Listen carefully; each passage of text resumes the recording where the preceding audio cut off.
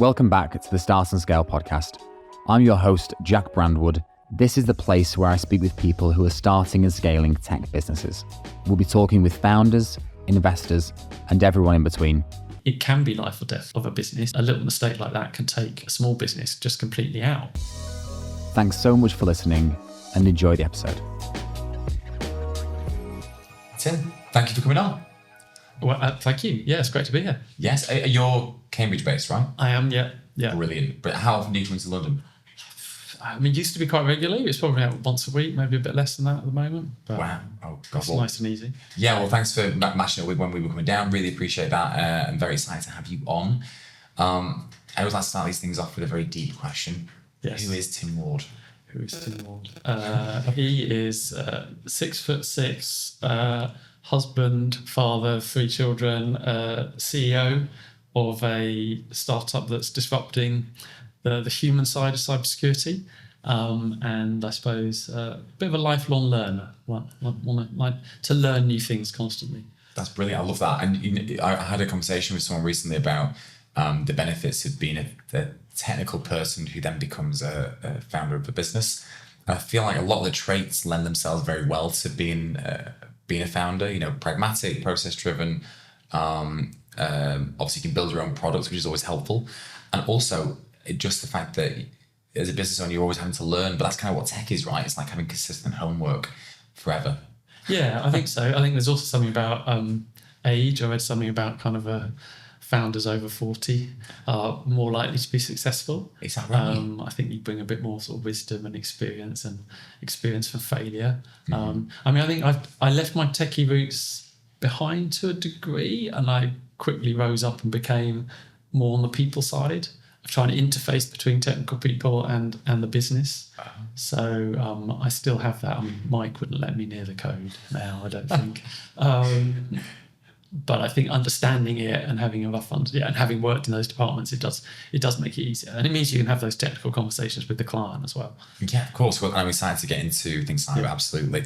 I did pre-warn you kind of just before the podcast that I wanted you to draw something, right? Yes. I know you look terrified. Well, our vision here at Tact is to create a world where everyone gets their dream job. Right. And you weren't always the founder of ThinkCyber. So I'm going to ask you, could you please draw what you wanted to be when you grew up? This is really hard because it is a bit abstract. Uh-oh. So what am I going to draw? This is going to be atrocious. But my advice is always go stick person. I think that's the easiest way. I'm gonna try and draw a brain. Nice. And it's a really daft, slightly abstract picture of. So I was really into biology as a child, and fairly unsurprisingly, since my mum, dad, and sister were biology teachers, but I didn't want to be a teacher, and so I ended up going and doing artificial intelligence and computer science and artificial intelligence at university. Oh. And then all the way through my career, it's been the the brain side of things that's always kind of attracted me. So when I did my MBA, I was really into the kind of motivation, Maslow, Herzberg, just people thinking differently about how people are motivated. And I think so it feels like you can kind of follow a thread of that biology, that human side, all the way through to what I'm doing now. But I went into tech because I felt I needed something vocational, needed like a thing to do as a job. But yeah, so that is an atrocious picture of a brain. It's a bit more like a balloon. I don't know what it is. Really. I think it was a mushroom initially. Yeah, that's not a brain, is it? Anyway. Thank you so much for drawing that. But that's what you're doing right now, right? So you're kind of living that dream in a way. Yeah, and interestingly, but also as a founder, as the company grows, you're back to dealing with people, motivation, HR kind of things quite a lot as well, and vision and mission. So, did a degree in cognitive behavioural? So I did computer science and AI as a degree. Mm-hmm. Then I did a postgrad diploma in entrepreneurship at Cambridge, and then I recently did a sort of cognitive sort of neuroscience-y type bit of distance learning with Cambridge as well, just to dig a bit deeper into that. How did you find that out of interest? Because I know that like Harvard, Cambridge, they all have these little mini courses that you can do, and they all seem really interesting, but are they useful? Yeah, I mean, I think the entrepreneurship thing was more like, I mean, that was a year proper kind of with a sort of bit of residential. That was really good. Wow. The one I dipped into was perhaps less. It went very quickly, very academic, and so it became not that applicable. I felt. I mean, it was interesting, but it wasn't. I couldn't apply as much of it as I would have liked. The entrepreneurship one, when you say a residency, how do you mean? Yeah, so it was 4 weeks, I think, of it, like a week and a week at the beginning, and then 2 weeks in the middle, and then a week near the end, where everyone was on site and there were lectures. The rest of it was sort of distance learning. But that was good because entrepreneur, I mean, you need to be doing pitching. There was a bit of working in a group around kind of understanding a startup and then playing back some strategic advice to them and stuff. So you needed to have some group work where you were face to face. Interesting. That's right. Because my other question was going to be, what's the difference between that and say business leadership or business management? But it's incredibly different, right? If you're doing pitch decks and it was very focused. I mean, well, it was about business and business management, but it was very focused on as a startup. So how you were gonna, like, all the value proposition, and what makes a successful startup, but then also sales and then eventually VCs and pitching and all that. So it was kind of a full thing, but it was really interesting to come at it from a really academic background, but also then it had to become applicable. So I think they walked that balance quite effectively. What was the most important thing or things that you learned in that course? Crikey. I really got hung up on the self-efficacy stuff. So there's lots of study on kind of, because you're trying to understand how you learn and how you should learn, and like all these people coming into running startups, like, do you really know what you're doing? Like, and how do you motivate yourself? And how, and that self-efficacy stuff's really important, as it's that thread through what we do with trying to empower people to protect themselves against cyber. So it's kind of like, if you proved yourself you can do something, then you start to go, oh, I can do this, I believe in this, and then you do a little bit more, and you do more. So some of the theories of motivation and the other thing that came through, I think, was this idea of making your own luck. So because people talk about like founders, like are the successful ones, are they lucky? Are they? And there's a kind of, yes, there's an element of luck, but you make your own luck by putting yourself out there, putting yourself in the situation where kind of luck can happen. So it's more serendipity, I suppose. Yes, yeah, there's definitely stories of people who've been right place, right time. Yeah. Absolutely not taking anything away from those people, obviously. But yeah, it's that mixed with going to networking events and prospecting continuously and continuously kind of evolving your product, right, and pivoting when needed. And yeah, I think there was a famous golfer who said that kind of the more I practice, the luckier I get. And so there is a bit of that. You've got to put yourself out there, be in the right place. Love that. What do you think businesses get wrong about cybersecurity? I think they get hung up on the tech. And it's all about what new bit of tin or technology can I put in to solve this problem, and what's the next sort of panacea that's promised us. And the vendor world in cyber is very good at rebadging and relabeling things to solve the next problem. And I think they don't focus enough on the basics, things like just getting your backups and passwords and multi-factor authentication, but also one of the basics is the people. So, and because of that, you get a bit of a kind of them and us view of the tech team, seeing people as kind of the problem and the weakest link. And I mean, there's a joke within IT teams of calling people picnic. So the problem exists between computer and chair, that sort of thing. And so, and that them and us means that then you start creating mandatory training, you start tricking people with phishing sims, and you see people as the problem that needs to be kind of worked around, rather than going, actually, like, the rest of the business sees people as the fundamental resource of how we're going to deliver our mission. So why doesn't the cyber team or the IT team? So how do you use those people and empower them to be a really strong defense against cyber? So that's, I mean, and that flows into our mission of seeing people as the strong link, not the weak link. So when I've done training before, when I say training, like we did it in our business recently, and we got sent phishing emails from our IT support. Yeah. And they were more annoying than anything, really. And he was like, this again, I'm going to just delete it. And, yeah. But if actually, in fact, there was a report, and I apparently was the worst one. I think I failed it more than anybody, which is really embarrassing to say. So how is your offering different to that? So that approach is very much about kind of catch you out, trick you, and then the idea is you train people when they fail. Psychology actually says that training people at the point of failure doesn't particularly work because your ego kind of goes, la, la, la, this isn't happening to me. And so you're not really keen to take on new information. So what we're trying to do is move away from the simulation and just help people day to day. So in and around your use of IT, when you're potentially doing something risky, like maybe you've got an email from someone that you've never sent to, it's got a link or an attachment, we might just highlight that and go, look, there's a link here. Are you sure you know who this is from? And the idea that is either knocking you off your autopilot to go, oh, okay, actually, I was just going to click that because I'm habitually just processing email. So it either knocks you off your autopilot so you stop and think, or it's just embedding the good behavior, which is, look, whenever there's an email from someone you don't know and it's got a link, just be sure it's who you think it is, or that the context makes sense. So you're trying to empower people day to day as they go around their business using their IT. Yes, and that kind of ties in with usually with anything, the better you are at it, the more you enjoy it. So I guess because I'm terrible at football, right? And because of that, I do not enjoy playing football. I'm terrible at golf because terrible. I don't really enjoy golf.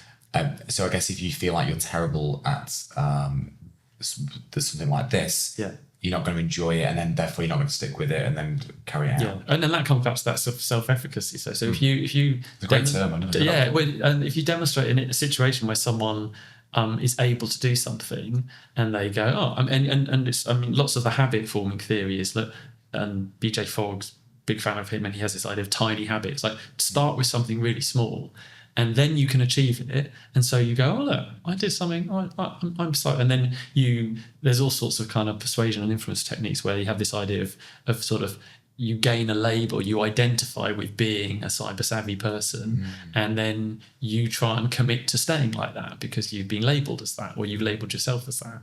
And then so you try and stay true to that model of yourself. So you're almost kind of normalizing acting securely. And so there's lots of different things we use in our nudges to kind of reinforce that. So if people report phishing, it's like, well done, you've reported phishing. And you're just trying to encourage them to get that positive feedback loop and want to do that good behavior again. Does that ever tie into the community side of things? Like, because I know building communities is a massive thing now within marketing, sales, business in general.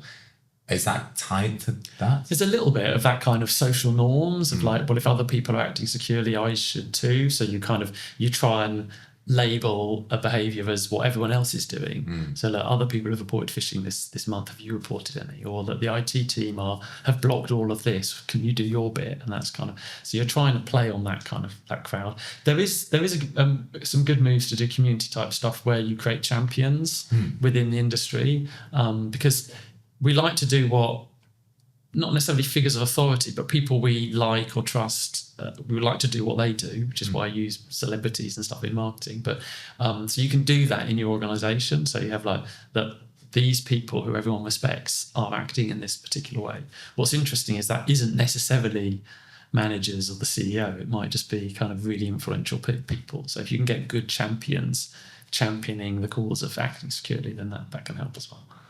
Yeah, that's it. And sorry, I'm going on like a bit of a neurological pathway here, but the community and like wanting to be part of something is just ingrained in human beings, right? Yeah. There was something by, I can't remember, I think it might have been Steve Jobs or someone similar to that, who talked about how if you really look at humans, we're not very efficient animals. We're not the strongest, we're not the fastest. We burn a lot of energy trying to get somewhere.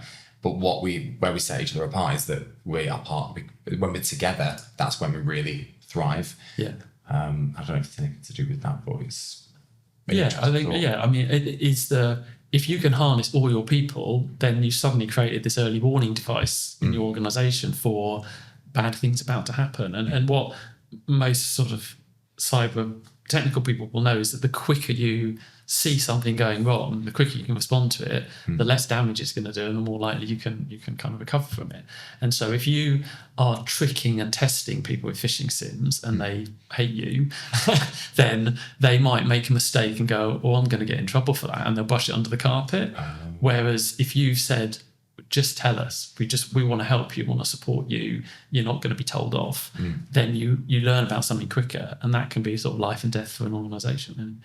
Yes, yeah, and surely, and we'll get onto like sales and that sort of thing in the podcast. But selling a product within cybersecurity, the tangible cost of the product versus the cost of the risk is probably easy to quantify, right? Yeah, it's a hard one though, because like everyone sells cyber on fear, uncertainty, and doubt, and you get all these massive numbers of like well, cost of a breach to a business is 4.6 million, and then you've got a small business going, yeah, but we don't make that much money. How could it cost us that much? And so you get a lot of kind of FUD, I think. But yeah, I mean, it can be life or death of a business. It can a little mistake like that can take a small business just completely out, because if they're offline for a couple of months, they've lost all their customers and they can't, well, they'll go bust because they can't bill or they can't. So it can have disproportionate impact. Where did you come up with the idea for ThinkCyber? So myself and my co-founder, Mike, were at the cybersecurity bit of BA Systems. And so I was global head of IT. He was the global head of InfoSec. So we were working in this world as more practitioners. And we had reasonable budgets, so we had all the kind of current tools that the industry has to offer, and we realized they weren't really working. So we had great animations, but it wasn't changing people's behavior. We had phishing sims and people were still clicking on links, and also it was kind of quite clear that click rate that people get really fixated on was really variable. So depending on how you set the bait, then you can get whatever click rate you want. And so you're measuring, I'm doing really well, I've got a low click rate, but you end up in a system where you risk even gaming that. Like, you can get whatever you want. So we sort of thought that these tools out there aren't working, and yet people are fundamental. So that was the kind of the bit in our heads of kind of a problem. So people-centric security, that was the problem we wanted to solve. And then I had moved on from BA Systems, was kind of playing around with entrepreneurship course, wanted to do my own thing. Mike left and was playing around with ideas of a product around that. The very first iteration of which was called Fish Wizard. You can picture the logo now, can't you? Yeah. So wizard's hat. And anyway, and so we went to Digital Catapult, who run these, it's a government-backed thing that run these kind of one-day accelerator type things where you just come with an idea, you play around with that idea and you pitch at the end of the day. And so we decided to go to that together, and me as the one who would stand on the stage and spout nonsense, and Mike is the one with the kind of like, well, this is a thing we could build.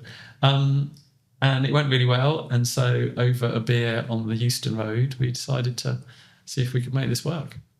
At which pub, do you know? What was it called? It wasn't the George, Royal George, was it? No, it's something to do with trains. It's to do with trains, okay. Yeah, it's not a Wetherspoons, I'm glad to say. I think there's a connection between having a beer and then deciding to go on your own. The amount of people who said over a beer. I think you need to make that decision over a beer. It's the sort of conversation you need a beer to. Beers and ideas. To help. Yeah. I'll tell you what, if someone doesn't take that idea, beers and ideas as like a community event. Yeah. There was someone running some great events up in Cambridge for a while called Cyber. Oh, perfect. And it was beers and cyber, but then COVID hit and it hasn't really resurfaced since then. Oh, fantastic. Yeah. Okay, well, and so from there now, you decided to go on your own. Were you kind of doing it part-time a little bit in the background? Yeah, so I was contracting a bit in the background. Right. Mike had just taken some redundancy, so he was all right for a little while. And then we very quickly started doing Innovate UK grants. So, which was great because it meant that we were research-backed. We'd really we went right back to the beginning and said, look, how do people really learn? How do they behave? And did a fantastic sort of user-centric design model with Northumbria University, so Pam Briggs up there. And that was really great. So we basically went to people and said, look, what do you like about existing awareness? Not a lot. What don't you like? Lots. And then played out these design fantasies of what could it look like. And then got people to vote and discuss them. And it really consolidated our thinking around this kind of make it short, make it contextual, make it relevant. And that's really what drove the seed. And then, we've done about 4 grant projects since then. So that helped fund us in the beginning until we could kind of get something off the ground, couple of early sales, and then some angel money. What was those grant funding things you mentioned then?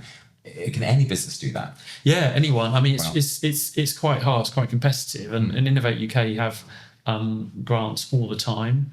They have open calls, which like you're competing against anyone with an idea. Right. And then sometimes they have more specific ones that are very much design based or cyber based. So our experience is it's easier to go for the specific calls because, but yeah, I mean, and we've always gone quite small with just a very pointy kind of idea. And you have to set out not just what you're going to do, but the commercial value of it to kind of UK PLC sort of thing, and like how it's going to pay back and stuff. So it's quite hard work, and there are some firms that will help you write grants, but we did it all ourselves. And I think we were quite lucky because they were quite specific grants at the time, rather than the open calls. Have you ever been part of an accelerator program or anything like that? We've done quite a few accelerators, yeah, absolutely. And most recently we were on the NCSC's one, which was fantastic. So that was great, kind of to be selected by them to work with some NCSC architects and really get into it. Well, and that's what I was going to ask, because accelerator programs are becoming more and more popular, and there's more of them definitely coming up. In your own words, I guess, what are the benefits of joining the accelerator program? I mean, we've done quite a few, and some people say, well, why would you do more? But like each time you do it, it forces you to go back to your value proposition, because they almost always have a bit on that, and think like, why are we doing this? Who's it for? What's the problem it solves? And I think it doesn't matter. Every time you do that, it's useful, and if you do it properly and question yourself. So I think that there's that. I think we've always found that you're at a different stage, so you're taking different things from them. I've got a lot of advice or kind of criticism of accelerators and how they could be better, because I think at the end of the day, yes, you need some of that advice. You also need mentors who are a little bit more doers, because if they're just telling you stuff you can read in the books, like, great, well done, thanks for that. You need some people who go, show me. You're saying that my financial model should be like this. Show me and help me on my financial model. I think that would be really useful. And also, at the end of the day, we all need money, really. And so you either need VC type money and like proper intros, or you need customers. And I think quite a lot of accelerators are a little bit scared to put startups in front of customers, and I think probably rightly so, because startups instantly try to sell to them. One of the accelerators we did with Essential was absolutely brilliant, where they made it very clear to us that like we were going to do some speed dating with potential customers, and they were big companies. They said, you are not here to sell, you are here to say, here's a thing we think could work, what do you think? And that is invaluable, because you're getting that customer feedback without trying to sell it. And obviously it could lead to a sale, but it's more relationship building. It's more going, look, here's a thing, here's a way we think we can solve this problem, give us your feedback. And that was really, really valuable. And it did actually lead to a kind of a trial with one of them, but because they saw what we were doing, they're going, yeah, no, I can see that working in our business. So I think accelerators is great. I think you want to pick and choose good ones. Don't go giving away equity right at the beginning. I don't think you need to. Yes. Yeah, I think that seems to be a common theme, is like, be careful firstly who you partner with, because you give yourself a lot of bosses that are going to, that you might not be in line with your vision. But that customer feedback piece is so important. I don't know why it's coming around more and more recently when I've been speaking to people, but it seems so logical that you would speak to the people who are buying your product, say, hey, what do you think? They will tell you the good bits and the bad bits, and then you just alter it. And finding customers is hard. I mean, we were lucky that we had a good network, but from an accelerator perspective, they don't want to put people in front, because they're worried that you'll sell or that you're not, haven't quite got the finished product. But if you can frame it as a conversation to just be querying the market. But we were lucky, and we did follow that kind of Steve Blanker's advice of kind of get out there, talk to people. But because we'd been in the world of cyber, we knew CISOs and we knew security people around, so we could go out and say, look, we've got a product, or we've got a PowerPoint of what product's going to be like. Would this work? And so one of the fairly early ideas, people were like, I like the idea, but my staff would not tolerate that. And you're like, okay, no, I get that. Okay, so it either needs to work like this or this. And that's really useful feedback, because it helps you pivot and steer and change what you're doing. So your product was completely different from when you started? I mean, it's essentially the same sort of idea and the same sort of thing. And it's a bit more phishing biased now. It's any behaviour. Fish wizard, obviously, Fish wizard, but it was a bit more phishing biased, and but it just steered the way in which it delivered that goal. So it was about trying to help people at the point of risk, but how do you do that in a way that's not too disruptive but disruptive enough, which is quite a balance. Yes, yeah. And it sounds like you've done a lot of research into, you mentioned a few thought leaders there within neuroscience, biology, business. Is there any people you would recommend looking into if you're interested in this sort of thing? The psychology or just business? Or, everything. Yeah, I mean, one of the kind of business management things that inspired me really early on was Ricardo Semler. The guy who took over his dad's business in Brazil. I think it was a ladder business, but he was completely revel. I mean, he was basically handed a business on a plate, and he said, I don't want to run your business, Dad. And he said, no, I want you to run it. He said, well, I'm only going to run it if I can do it my way. And then he took over the company, sacked the entire executive, made it an upside down company where people agree their own wages and stuff like that. I mean, completely. And he wrote one of his books called The 4-Day Week. And this kind of like, why is it okay for me to answer emails at the weekend but not go to the cinema with my son on a Monday afternoon? Like, how really shaking up the way we think about work. So it's a seminar I really love. And then Steve Blank and Blankendorf, one of the kind of good startup books that really has that focus on get out. Don't sit in your office. And in fact, don't take money from VCs and then spend it on an office. Just you don't need that. But certainly don't sit in your office talking about it. Go out and you've got to find people and understand if this problem really exists.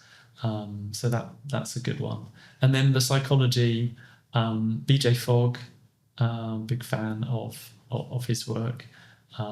Just thinking about habit. I mean, that's almost a self-help book about habits, which is good for anyone to read. But the applying that theory is really good into what we do. And that sorry, BJ Fogg. BJ Fogg, yeah. BJ Fogg. Again, that kind of habits, which must be integral to your business, obviously, because you're trying to build those habits up.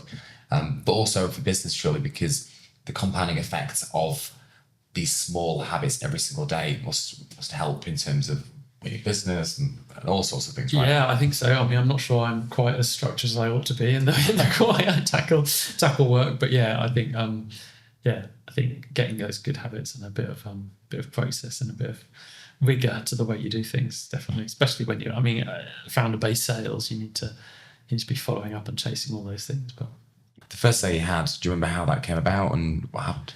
Yeah, it was interesting because we knew what we wanted to build, and then we realised that actually finishing that was going to take a little while. So we needed to build a kind of very simple first pass that was kind of on its way to that.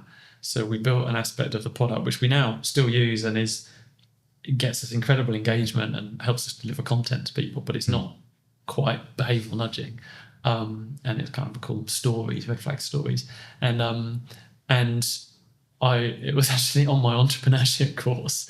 I was chatting to the IT team, and so I kind of, it's all about network, isn't it? It's just going, look, we're doing an entrepreneurship course here with your university. Let's work together on a thing that it'll be dead cheap, but you can look like you're helping the organisation and helping start. It's a win-win for everybody.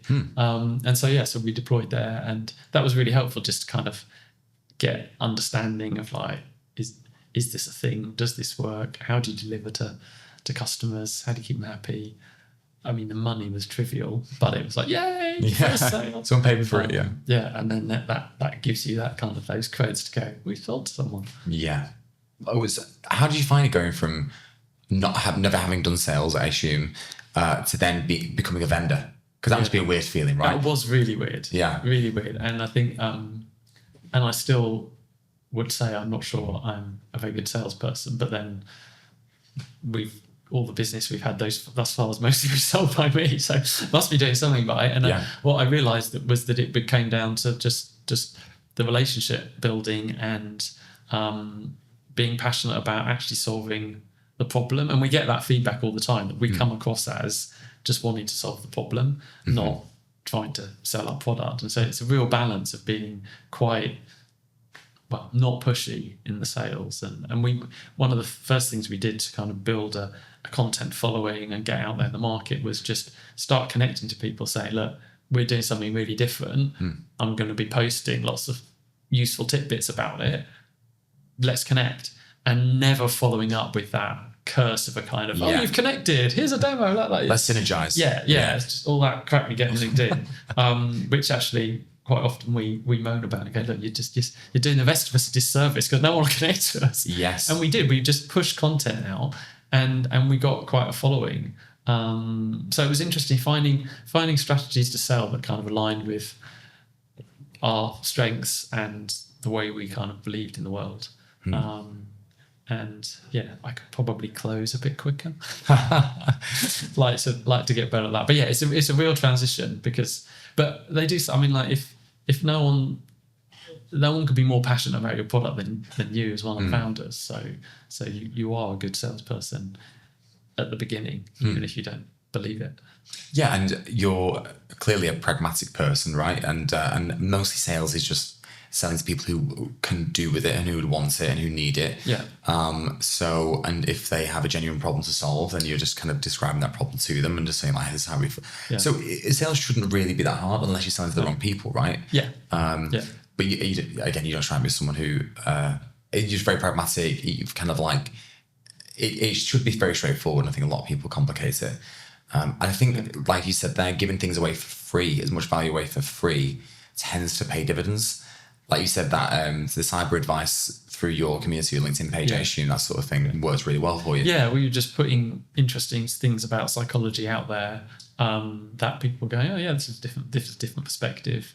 And so that got us following, got us people coming to our webinars, got people interested, and then over time that kind of it was really interesting because I think one of the real switches came during COVID actually, because everyone was doing webinars and we could almost, I mean, we didn't have the reach in terms of telling people it was happening, but we had that same ability to do webinars as everyone else had. Sure. And so we got some big names coming and seeing what we were doing, and then that turned into some great sales with household names.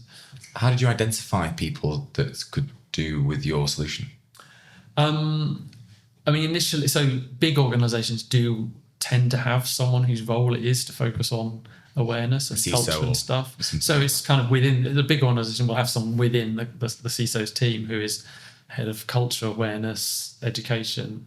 Problematically, there's no set job title, so it's kind of that you're having to use keywords to go, oh, they sound like they do what we want. And so those were the sorts of people we were connecting to as a community, but then also trying to target CISOs as well. And then when did it transition from founder-led sales, to hiring someone in to do sales for you? A couple of years ago, I suppose, we kind of started building out the sales team. How was that? Yeah, I mean, I suppose it highlighted that I was not the most structured and was kind of just winging it as a founder. So that's really good because now the team are bringing in playbooks structure and a bit of a repeatable process. So that's good. But they still wheel me in as the...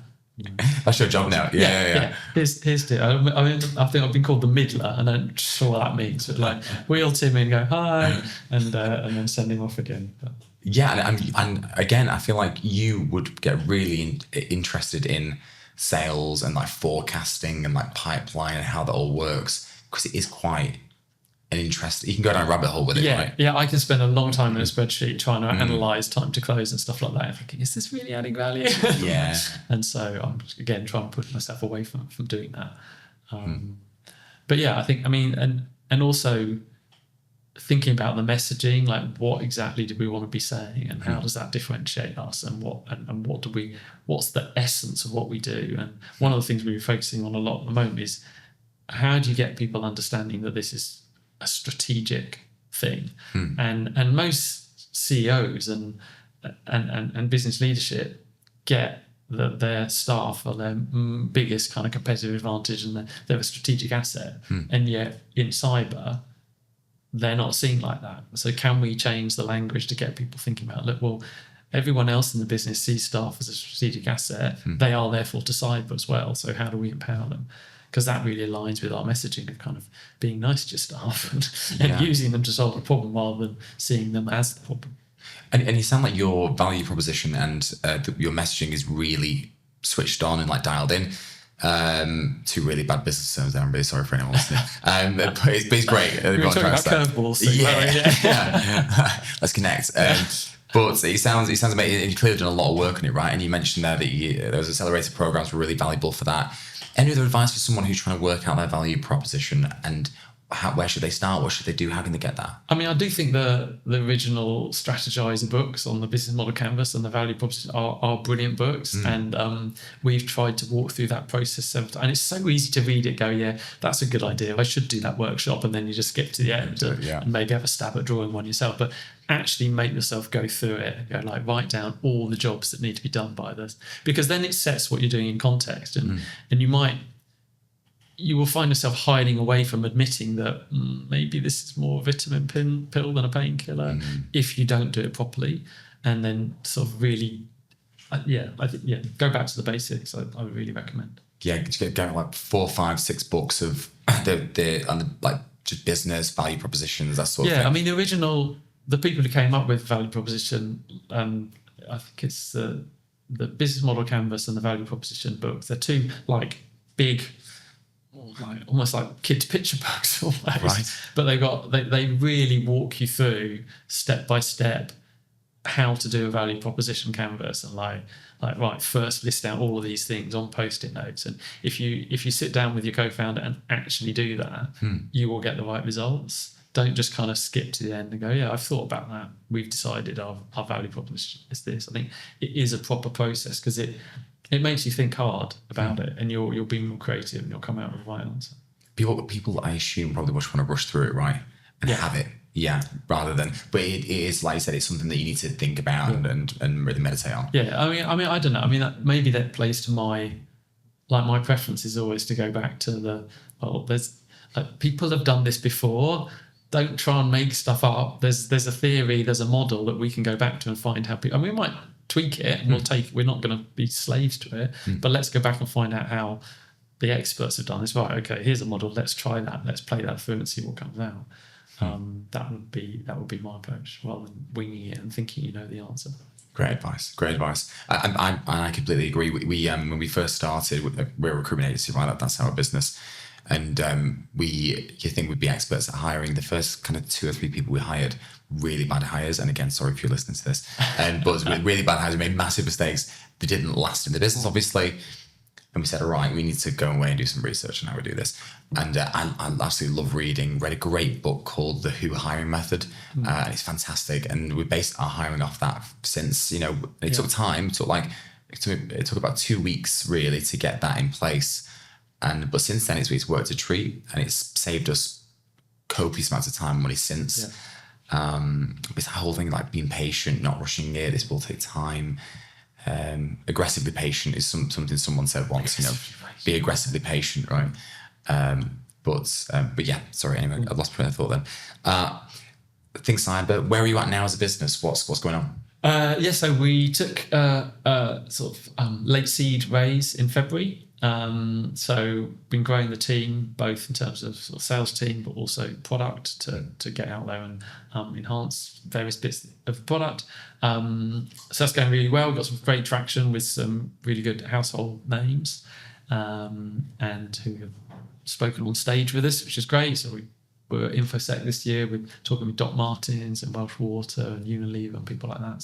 So some really good traction there. And we're about to bring out a self-service capability that obviously helps us deliver the product, helps the clients, but also allows us to start building more of a partner model as well for sales. So some really exciting new capabilities, more insights, more nudges.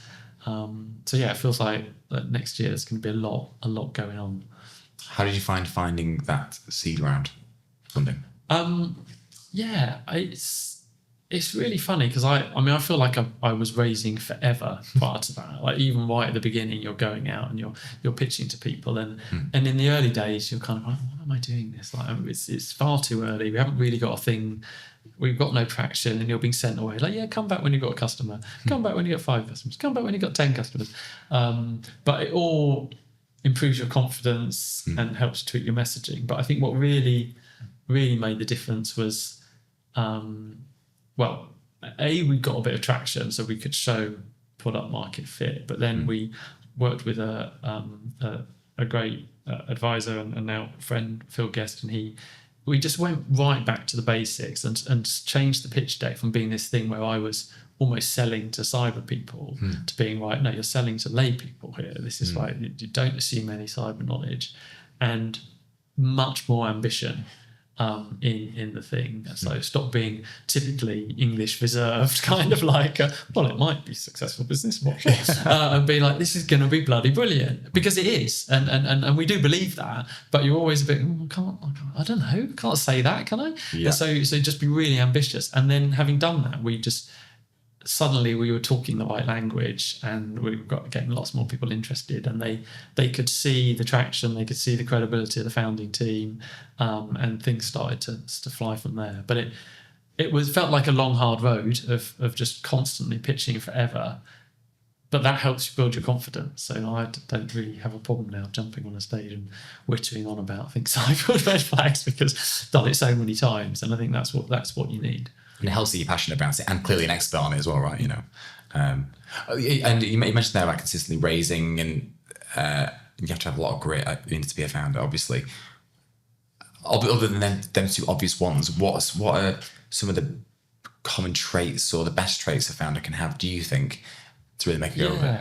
That's a really good question. I think, or maybe this is just my bias, but I think that curiosity, that growth mindset of wanting, because you don't know what you're doing, and you need to be open to that and not fixed-minded and closed-minded. You've got to be open to learning new things and listening to advice and feedback. So I think that curiosity and that desire to always learn, and because otherwise you can also get stuck in kind of just going down, no, we've built our solution, this is the best solution, and you've got to be, there's the guy who founded Waze has just written a good book about falling in love with the problem. You've got to be like, you get to a point where you're like, this is the problem we're solving, and we think our product is 100%, it might only be 90, like what's the last 10, so you're constantly curious about improving and asking those questions rather than just being kind of blinkers. I think that because you will have to change tack, and you will make mistakes. So I think that curiosity and that desire to learn is really key to me. Yeah. That's what astounds me about serial entrepreneurs and entrepreneurs in general, is that they can just really switch off from being emotionally attached to the thing that they built. And it is like I said, the problem is the thing to fall in love with, not the bit of tech that you built. And it allows you to pivot and be more agile, right? And if you stuck to it, it's never going to happen. Yeah. And look, and conscious time for you, obviously, because I know you need to be out of here. But if there are any people listening who have an idea and they want to build something and but don't know where to start, what piece of advice would you have for them? Yeah, I don't know where to start. I think we talked about the business model canvas and the value proposition canvas. I think if you've got a vague idea, go to those 2 books by Strategizer and really dig into, have you got an idea? Would anyone want it? Is there a real problem that you're solving? But then, having done that, and these books both say it as well, so you've got to get out there. You've got to go and talk to people and find people. And that's not talk to your mum and dad who go, oh, that's a brilliant idea, that's going to be amazing. You've got to talk to real people who have that problem, who might go, yeah, that's brilliant. If that existed, I'd buy that. But then keep testing that with lots of people. And that confidence to get out there is hard. I remember one of the activities on this entrepreneurship course was like, for this essay we had to buy, you had to go and ask between 10 and 30 people who you did not know what they thought of your product. I was like, I can't do that. Like, how am I going to do that? But you've just got to, because otherwise you don't know. You've got an idea, and you're just being told by people who like you that it's a great idea, and you're not really getting that real world feedback. Yeah, that ability to deal with rejection is must be such an important thing as a founder for a tech entrepreneur. There's a really good challenge you can do, which is 30 days of rejection. I don't know if you've heard of this, where you go and ask, and I think they get the requests get more ridiculous as the month goes on. But it's like going into Starbucks and saying, "Can I have this coffee for free?" They'll go, "No." Like, okay, cool, no worries. It's almost like getting used to understanding that it's just because someone rejects you. It's not That's really interesting, because that the wonders that'll do for your confidence. And what, you'll probably get some stuff for free. You might do, because if you don't ask, you don't get. And it's amazing the difference it makes if you ask those cheeky questions. We were at an event recently, and one of my great sales guys was going up to stands with vendors and going, "Can I win that prize?" And he's like, "Well, you can enter." It's like, "No, but can I win it?" And one of them, they gave him the prize. We're like, "How did you do that?" I said, "Well, I asked." Yeah. It's like, okay. Like, I just wouldn't have the guts to even ask in the first place. So it was brilliant. Like, it was a real lesson in if you don't ask, you don't get. Love it. That's going to be the title of this podcast episode, 100%. Well, look, thank you so much for coming on. It's been great speaking to you, and I've been really looking forward to this for ages. So I'm glad we made it work, and really excited to see where ThinkCyber is in the next 6, 12, 18 months. Yeah, great. Thank you very much. Thank you. And that's it for this week's episode. Thanks so much for listening, and I really hope you enjoyed it. Anything we talked about will be linked in the show notes, and if you haven't already, don't forget to subscribe wherever you listen to your podcasts, and we'll catch you on the next one.